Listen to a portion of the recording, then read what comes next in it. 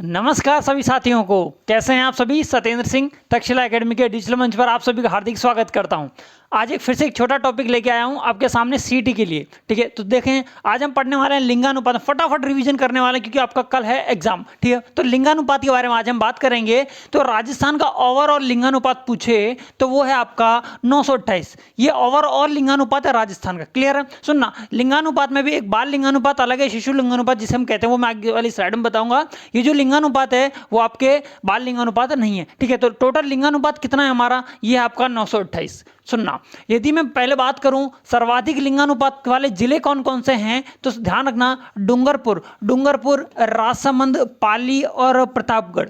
ठीक है, तो ऐसे याद रख सकते हो, या फिर ऐसे डूंगर पर राज, पापी, बांसका पे और नीचे भी आ जाएगा, बांसवाड़ा भी आ जाएगा। ठीक है, तो चार आपको याद हो गए, डूंगरपुर, राजसमंद, पाली और प्रतापगढ़। आपको पता भी होगा, एग्जाम पूछे भी गए इस तरह से।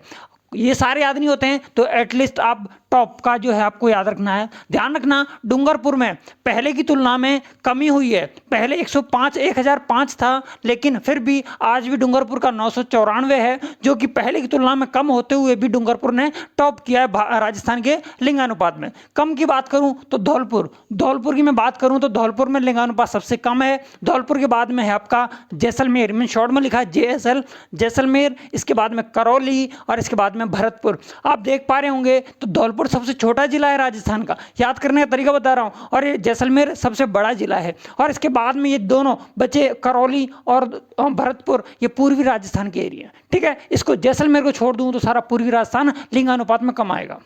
ठीक है, आप सुनते हैं। देखिए, लिंगानुपात में मैं बात करूं शहरी की और ग्रामीण की। लिंगानुपात में शहरी जो है वो आपके लिंगानुपात है 914, कितने 914, और ग्रामीण है 933। देखो यहाँ पर ग्रामीण ने बाजी मार ली 933। ठीक है, आप सुनना, यहाँ के लोग इतने पढ़े लिखे हैं, शहर के लोग पढ़े लिखे होने के बावजूद भी इनका लिंगानुपात क्या है, कम है। यहाँ पर ग्रामीण नहीं पढ़े फिर भी इनका लिंगानुपात बहुत शानदार है, 933 के साथ में टॉप पर बने हुए शहरी की तुलना में। अब सुनना, शहरी में जो आपके सर्वाधिक है, सर्वाधिक यहाँ पे पहले वाला ध्यान रखना, सर्वाधिक का है। दूसरा सबसे कम वाला ये भी सर्वाधिक का है और ये मिनिमम का है। तो मैं बात करूँ शहरी की, तो शहरी में सर्वाधिक जो लिंगानुपात है वो है आपका टोंक का शहरी में, और सबसे कम है आपके जैसलमेर का। ठीक, किसका, टोंक और जैसलमेर। फिर मैं ग्रामीण में बात करूं तो सर्वाधिक है आपके पाली का, और सर्वाधिक सबसे कम है वो आपके धौलपुर का। अब आप कहोगे सर ऐसा कैसे याद करें। देखो, या तो नॉर्मली आप कर ही लोगे, लेकिन नहीं भी कर पाते। देखो थोड़ा सा यहाँ से देखो, एटलीस्ट आपको जैसलमेर और धौलपुर तो याद हो जाएगा। सर कैसे याद हो जाएगा सर, देखो जैसलमेर यहाँ पर है, ये मिनिमम में है, तो ये भी सर मिनिमम में दिख रहा है शहरों में। ग्रामीण में देखेंगे सर धौलपुर मिनिमम में। कंपैरिजन करके पढ़ोगे तो याद हो जाएगा। बाकी आपके सामने ये चीज़ है। बढ़ता हूँ अगली स्लाइड पर। अब मैं आगे बाल लिंगानुपात है, वो ओवरऑल लिंगानुपात था महिला पुरुषों का। ये किसका है, बाल लिंगानुपात है, शिशु लिंगानुपात जिसे हम कहते हैं। इसका टोटल ओवरऑल कितना है ये शिशु लिंगानुपात, तो ये आपका 888। ठीक है, इसमें मैं बात करूं सर्वाधिक की, सर्वाधिक किस जिले का रहा है, तो ध्यान रखना बांसवाड़ा और डूंगरपुर और भीलवाड़ा। बांसवाड़ा, डूंगरपुर और भीलवाड़ा, ये दोनों कौन से दक्षिणी राजस्थान के जिले हैं। ऐसे याद रख सकते हो। बाल लिंगानुपात में दक्षिण राजस्थान ने टॉप किया, ऐसे याद रखो। फिर इसके बाद में झुंझुनू, सीकर और करौली। अब ऐसे याद रखो कि झुंझुनू और सीकर है ये शेखावटी के एरिया, या मैं ऐसे कह दूं हल्का सा, देखो प्रतापगढ़ वागड़ में नहीं आता है, फिर भी मैं लिख देता हूं यहाँ पर शॉर्ट में। आपके शिशु लिंगानुपात वागड़ में ज़्यादा है, जबकि शेखावाटी में सबसे कम है। शेखावाटी में सबसे कम है, याद रखने की एक ट्रिक हो सकती है। बड़े आगे चलें, देखो अगली स्लाइड पर। अगली स्लाइड क्या कह रही है, साक्षरता। वेरी वेरी इंपॉर्टेंट, हर बार एग्जाम में देखा गया है साक्षरता के बारे में एक प्रश्न कम से कम। सुनो, साक्षरता ओवरऑल कितनी है राजस्थान की, तो 66.11% अपने राजस्थान की क्या है साक्षरता, पहली बात। दूसरी बात, यहाँ पर ये पहला क्वेश्चन यहाँ से बनता है कि सर्वाधिक साक्षरता और सबसे कम साक्षरता वाले जिले कौन कौन से हैं, तो पहला है सर्वाधिक कोटा है और सबसे कम जालौर के हैं। अब एक और बढ़िया सी बात बताता हूँ आपको, यदि साक्षरता ओवरऑल की बात करिए मैंने, तो कोटा ने टॉप किया है, जालौर ने बॉटम से टॉप किया है। तो सेम यही आपके महिलाओं का भी लिंगानुपात रहा है। किस महिलाओं का क्या रहा है, साक्षरता क्या रहा, महिलाओं की भी साक्षरता सेम रही है। याद करने की ट्रिक बता रहा हूँ। देखो महिला कहाँ है, सर ये रही महिलाएं, कितना है सर 50%। एवरेज याद रखो आप 52.1%। एवरेज मतलब महिलाएं कितनी कम, आधी महिलाएं पढ़ी हुई हैं ऐसे कह सकते हैं हम। देखो कोटा और जालौर मैंने बताया था ये सर्वाधिक है और ये मिनिमम है, तो कोटा जालौर इधर भी है सर, कोटा जालौर इधर भी है। तो सर एक चीज समझ में आ गई कि ओवरऑल साक्षरता पूछे या महिला साक्षरता पूछे तो कोटा और जालौर, कोटा सर्वाधिक और न्यूनतम जालौर हो जाएगी। ठीक है, बढ़े आगे। अब सुनना, पुरुषों की बात करूं तो पुरुष 80%, लगभग 80%, लगभग 80%, तो देखो 79.1% हैं पुरुष, 79.1%, जबकि महिलाएं 52.1% थी। पुरुषों में आपको पता होगा, ये आप सब भी जानते हो कि झुंझुनू के लोग ज़्यादातर पढ़े लिखे हैं, बिल्कुल सही बात है। और यहाँ पर ये ट्राइबल फील्ड दक्षिण राजस्थान का एक जिला आ जाता है, उसी के पॉइंट ऑफ व्यू से ये थोड़ा सा कम साक्षरता।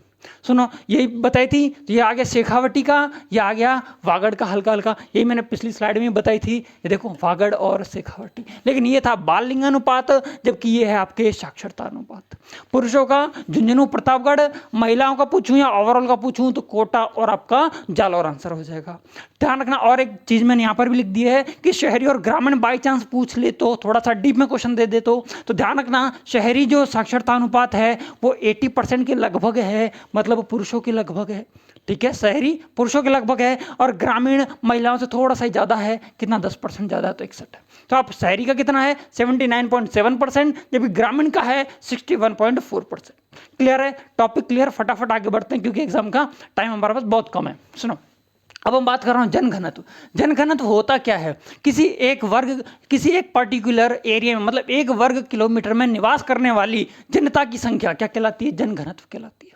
तो ध्यान रखना, राजस्थान का जो ओवरऑल जनघनत्व है वो है हमारा 200 व्यक्ति प्रति वर्ग किलोमीटर। ध्यान रखना, प्रति वर्ग किलोमीटर की बात कर रहा हूं, प्रति वर्ग किलोमीटर पे ही जनघनत्व निकाला जाता है। यूनिट पूछे तो आपका ये भी आंसर हो जाएगा। सुनो, ये सर्वाधिक जनघनत्व मतलब सर्वाधिक, ऐसा कौन सा जिला है जहां पर ठसाठस भर की जनता बैठी हुई है, तो ध्यान रखना जयपुर है और भरतपुर है।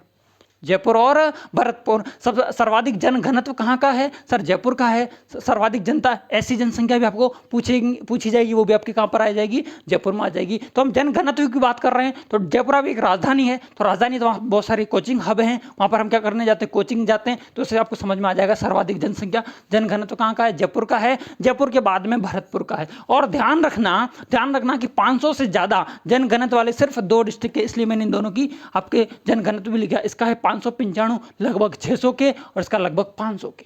ठीक, 500 आगे बढ़े तो, और दौसा, अलवर और धौलपुर का आप याद रखो तो याद रख लेना, बाकी कोई लोड वाली बात नहीं है। अब न्यूनतम जनघनत्व की मैं बात करूं तो न्यूनतम जनघनत्व वहां होगा जहां उसके एरिया ज्यादा होगा, लेकिन वहां पर आजीविका के साधन कम होंगे, मरुस्थल ज्यादा होगा। तो इससे आपको पता चल जाएगा सर, जैसलमेर में ओनली 1 वर्ग किलोमीटर में सिर्फ 17 लोग रहते हैं। कितने लोग, 17 लोग। इसके बाद में बीकानेर और फिर बाड़मेर, मरुस्थलीय एरिया है, कोई रहना सबसे कम है।